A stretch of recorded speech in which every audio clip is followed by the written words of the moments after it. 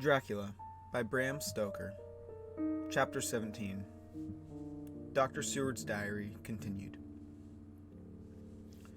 When we arrived at the Berkeley Hotel, Van Helsing found a telegram waiting for him.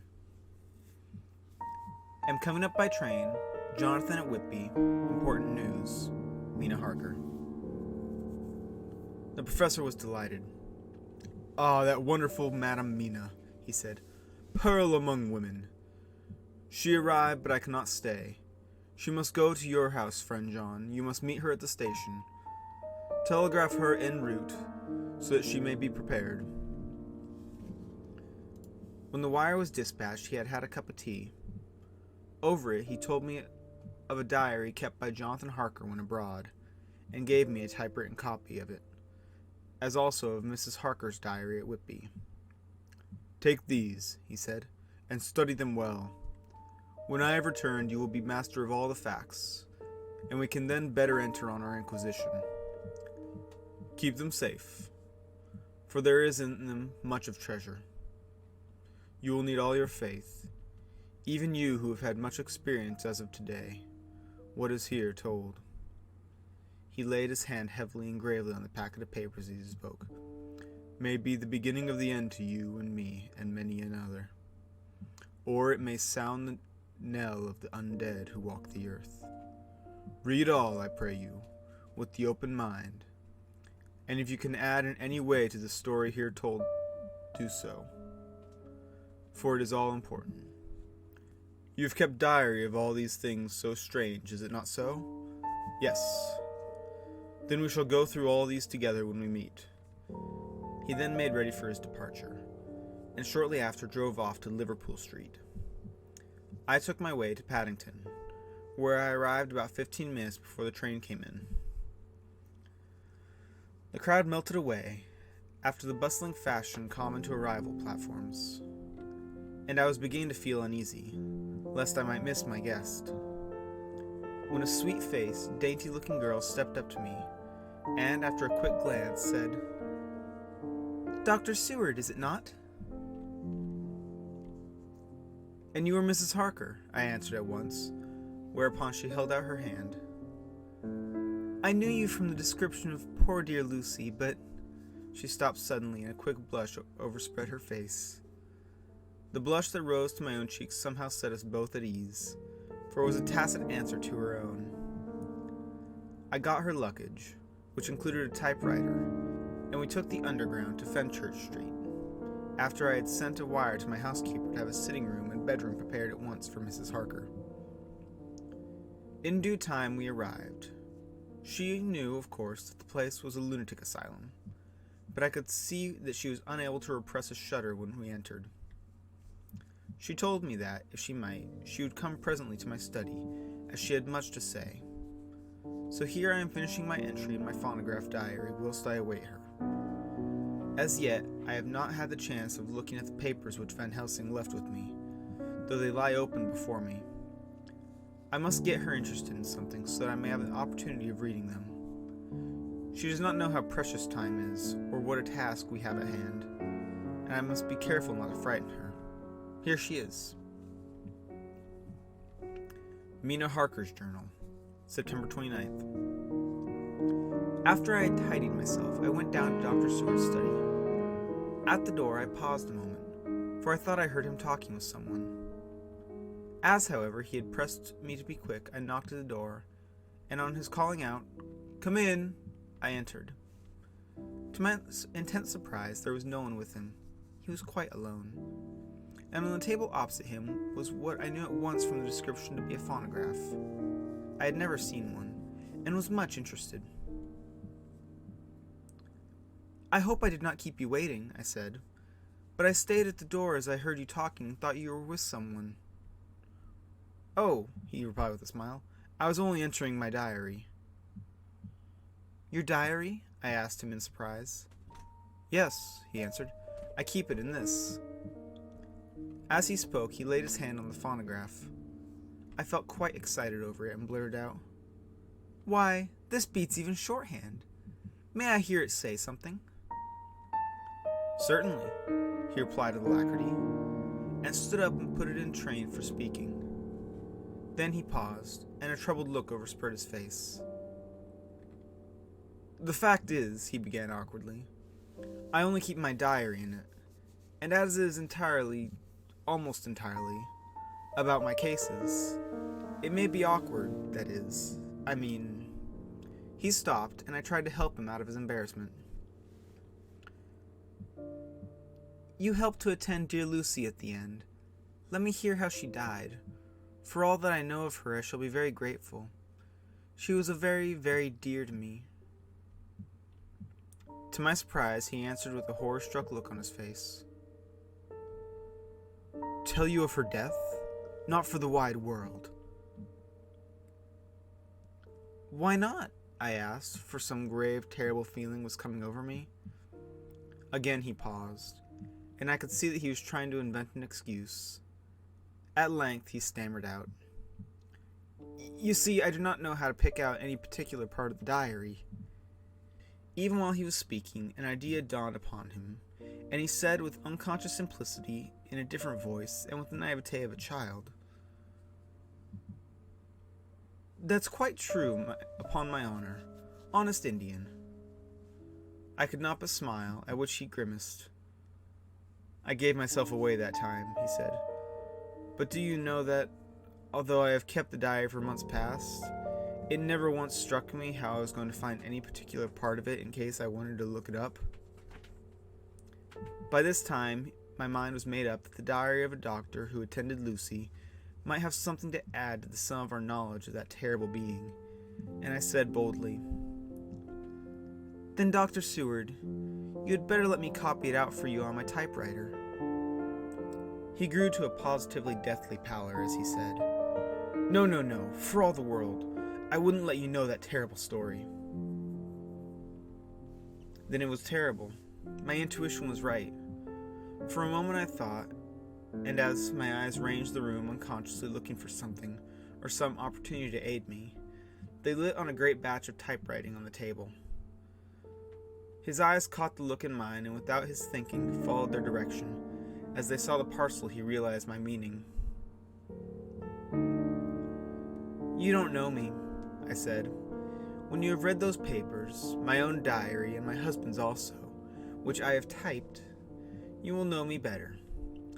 I have not faltered in giving every thought of my own heart in this cause. But, of course, you don't know me. Yet. And I must not expect you to trust me so far." He is certainly a man of noble nature. Poor dear Lucy was right about him. He stood up and opened a large drawer in which we were arranged in order a number of hollow cylinders of metal covered with dark wax, and said, "You are quite right. I did not trust you because I did not know you, but I know you now. And let me say that I should have known you long ago. I know that Lucy told you of me. She told me of you too. May I make the only atonement in my power? Take the cylinders and hear them. The first half dozen of them are personal to me, and they will not horrify you. Then you will know me better. Dinner will by then be ready. In the meantime, I shall read over some of these documents, and shall be able to understand certain things." He carried the phonograph himself up to my sitting room, and adjusted it for me. Now I shall hear something pleasant, I am sure, for it will tell me the other side of a true love episode, of which I know one side already. Dr. Seward's Diary, September 29th. I was so absorbed in that wonderful diary of Jonathan Harker and that other of his wife that I let the time run on without thinking. Mrs. Harker was not down when the maid came to announce dinner, so I said, "She is possibly tired. Let dinner wait an hour." And I went on with my work. I had just finished Mrs. Harker's diary when she came in. She looked sweetly pretty, but very sad, and her eyes were flushed with crying. This somehow moved me much. Of late I have had cause for tears, God knows, but the relief of them was denied me, and now the sight of those sweet eyes, brightened with recent tears, went straight to my heart. so I said as gently as I could, "I greatly fear I have distressed you." "Oh no, not distressed me," she replied, "but I have been more touched than I can say by your grief. That is a wonderful machine, but it is cruelly true. It told me, in its very tones, the anguish of your heart. It was like a soul crying out to Almighty God. No one must hear them spoken ever again. See, I have tried to be useful. I have copied out the words on my typewriter, and none other need now hear your heart beat as I did."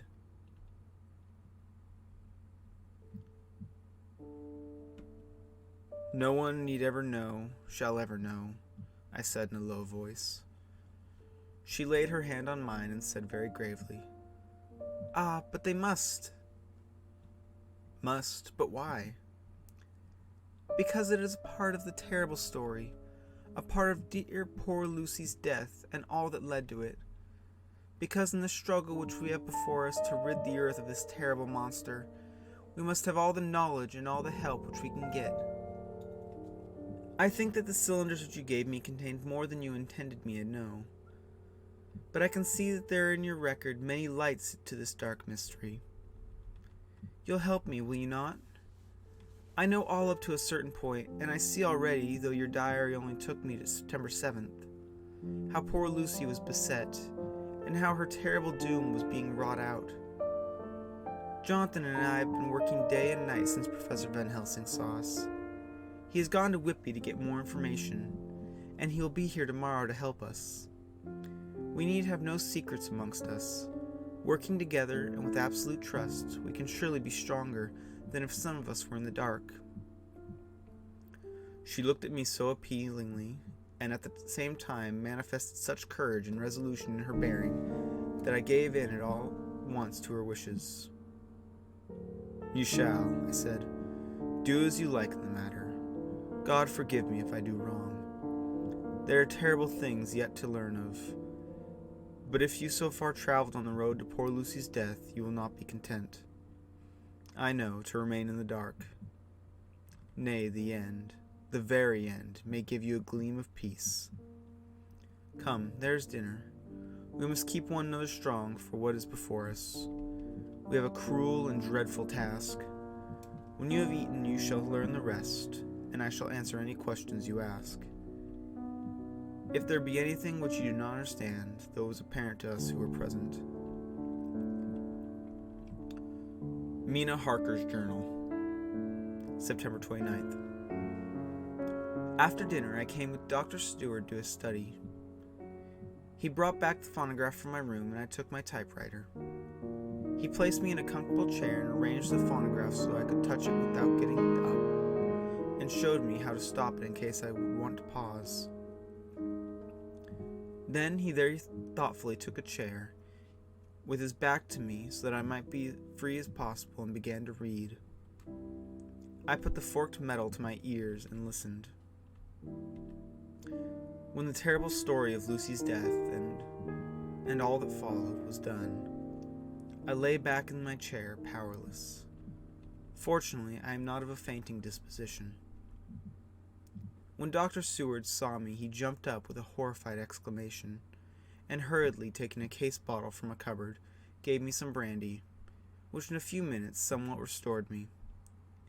My brain was all in a whirl, and only that there came through all the multitude of horrors the holy ray of light that my dear, dear Lucy was at last at peace.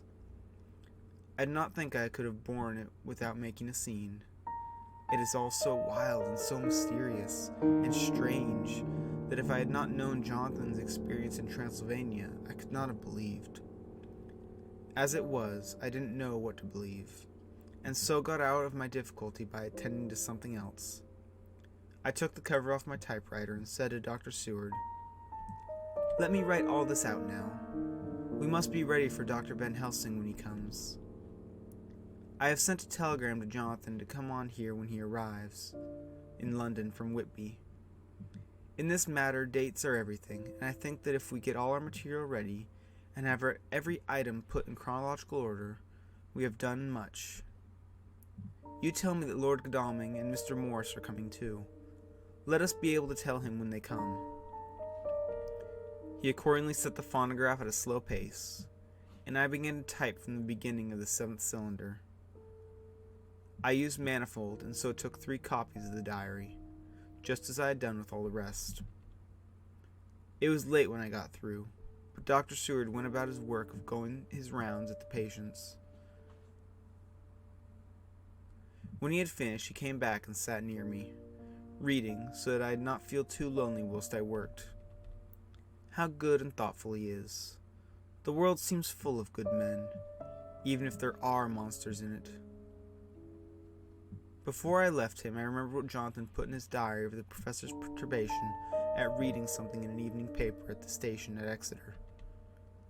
So, seeing that Dr. Seward keeps his newspapers, I borrowed the files of the Westminster Gazette and the Pall Mall Gazette, and took them to my room. I remember how much the Daily Graph and the Whitby Gazette, of which I had made cuttings, helped us to understand the terrible events at Whitby, when Count Dracula landed. So I shall look through the evening papers since then, and perhaps I shall get some new light.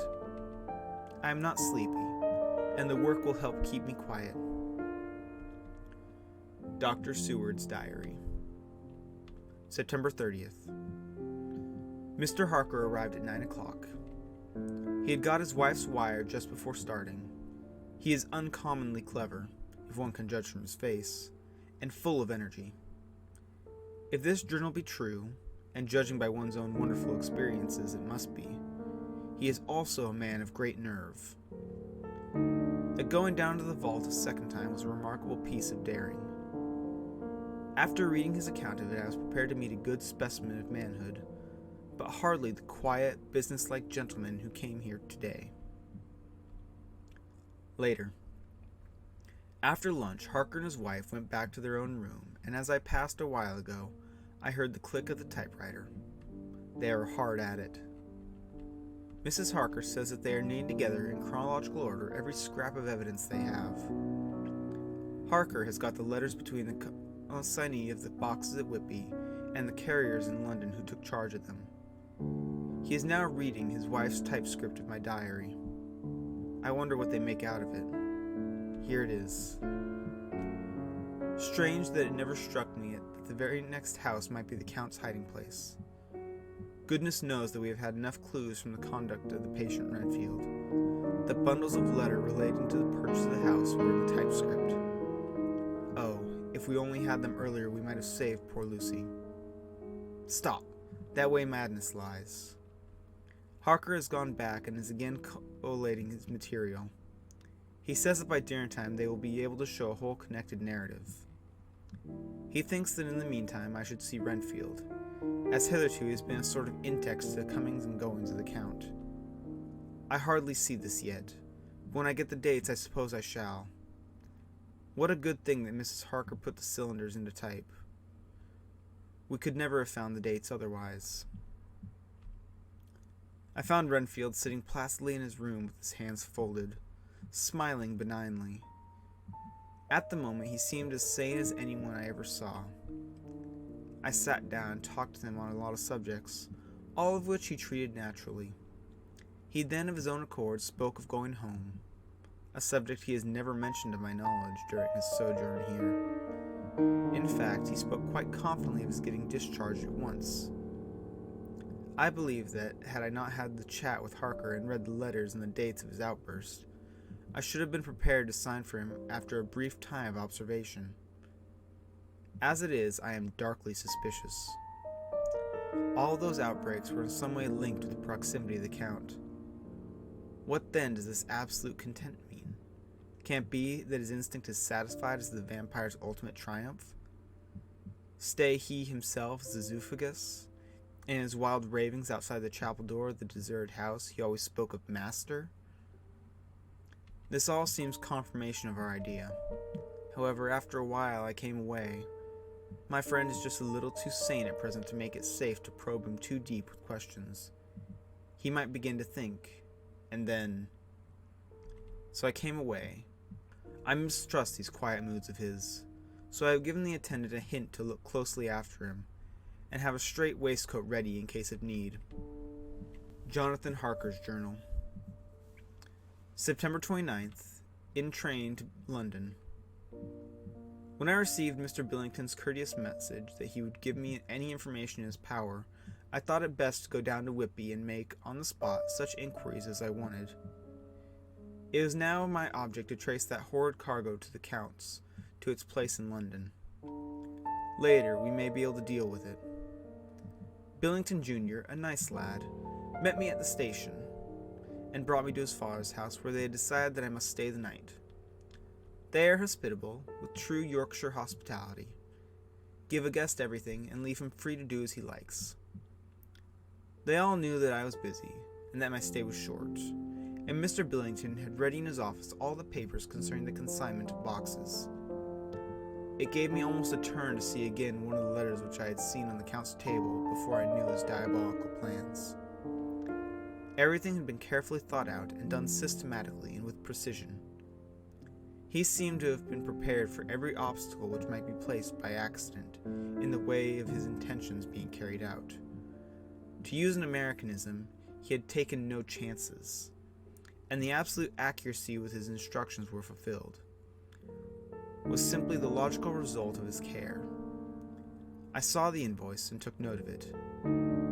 50 cases of common earth to be used for experimental purposes. Also, the copy of the letter to Carter Patterson and their reply. Of both these I got copies. This was all the information Mr. Billington could give, so I went down to the port and saw the Coast Guards, the customs officer, and the harbor master. They had all something to say of the strange entry of the ship, which has already taken its place in local tradition, but no one could add to the simple description, 50 cases of common earth. I then saw the station master, who kindly put me in communication with the men who had actually received the boxes. Their tally was exactly with the list, and they had nothing to add except that the boxes were main and mortal heavy, and that shifting them was dry work. One of them added that it was hard lines, that there wasn't any gentleman, such as yourself, squire, to show some sort of appreciation of their efforts in a liquid form. Another put in a writer that the thirst then generated was such that even the time which had elapsed had not completely allayed it. Needless to add, I took care before leaving to lift forever and adequately this sorts of reproach. September 30th. The station master was good enough to give me a line to his old companion, the station master at King's Cross, so that when I arrived there in the morning I was able to ask him about the arrival of the boxes.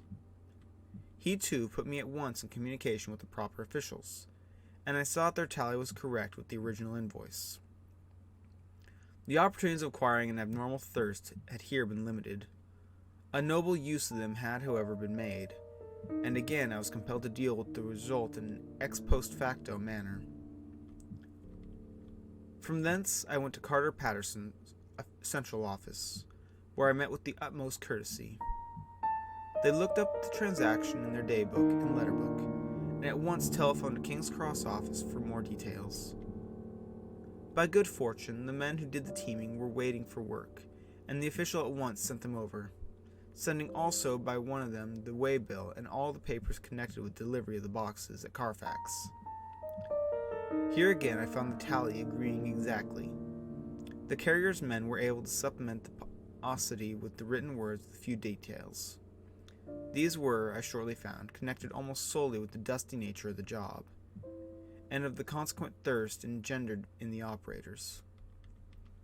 On my affording an opportunity, through the medium of the currency of the realm, of allaying at a later period this beneficial evil, one of the men remarked, "That 'ere house, governor, is the rummiest I ever was in. Blimey, but it ain't been touched since 100 years. There was dust that thick in place that you might slept on it without hurting your bones, and the place that neglected that year might have smelled old Jerusalem in it. By the old chapel, that took the kike. That did. Me and my mate, we thought we wouldn't never get out quick enough, Lord. I wouldn't take less nor quit a moment to stay there after dark." Having been in the house, I could well believe him, but if he knew what I know, he would, I think, have raised his terms. Of one thing I am now satisfied, that all the boxes which arrived at Whitby from Varna in the Demeter were safely deposited in the old chapel at Carfax.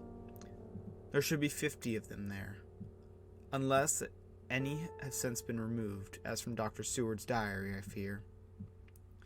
I shall try to see the carter who took away the boxes from Carfax when Renfield attacked them. By following up this clue, we may learn a good deal. Later. Mina and I have worked hard all day. We have put all the papers in order. Mina Harker's Journal, September 30th. I am so glad that I hardly know how to contain myself. It is, I suppose, the reaction from the haunting fear which I have had, that this terrible affair and the reopening of his old wound might act detrimentally on Jonathan.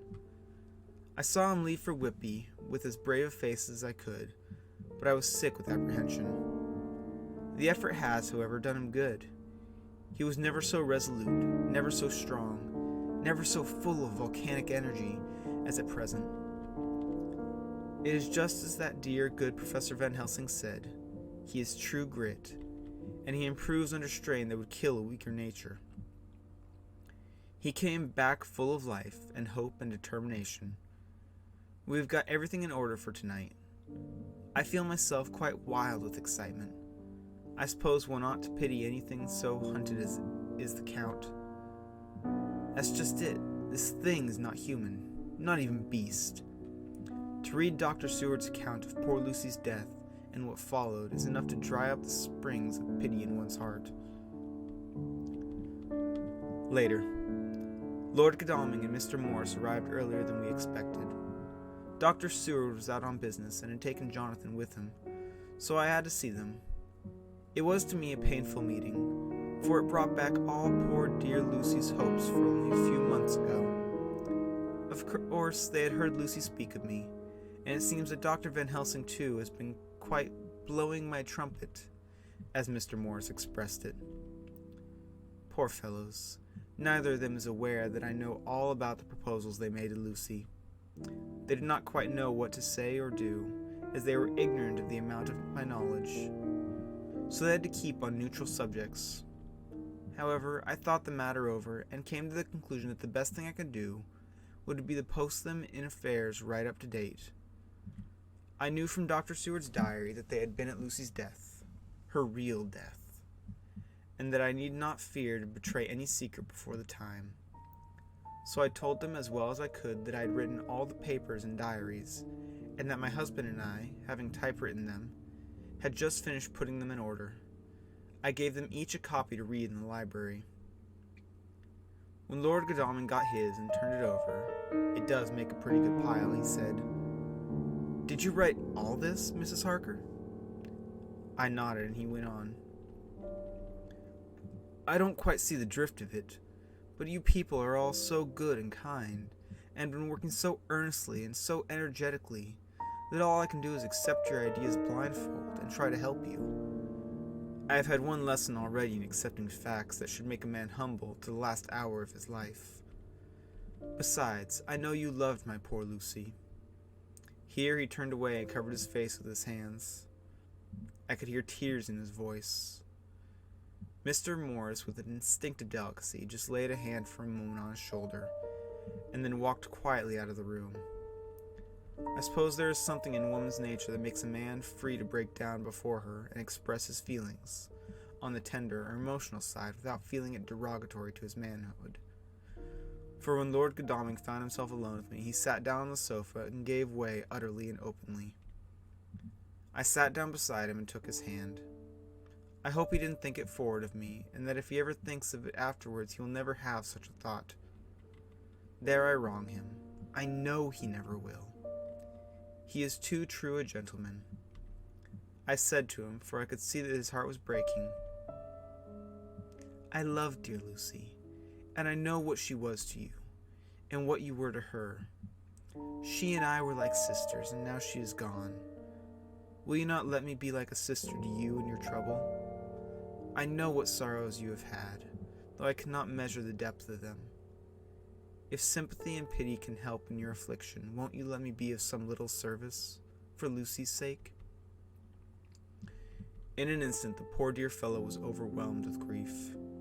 It seemed to me that all he had been of late suffering in silence found a vent at once. He grew quite hysterical, and raising his open hands, beat his palms together in a perfect agony of grief. He stood up and then sat down again, and the tears rained down his cheeks. I felt an infinite pity for him, and opened my arms unthinkingly. With a sob, he laid his head on my shoulder and cried like a wearied child, whilst he shook with emotion. We women have something of the mother in us that makes us rise above smaller matters when the mother spirit is invoked. I felt this big, sorrowing man's head resting on me, as though it were that of the baby that someday may lie on my bosom, and I stroked his hair as though he were my own child. I never thought at the time how strange it all was. After a little bit, his sobs ceased, and he raised himself with an apology, though he made no disguise of his emotion. He told me that for days and nights past, weary days and sleepless nights, he had been unable to speak with anyone, as a man must speak in his time of sorrow.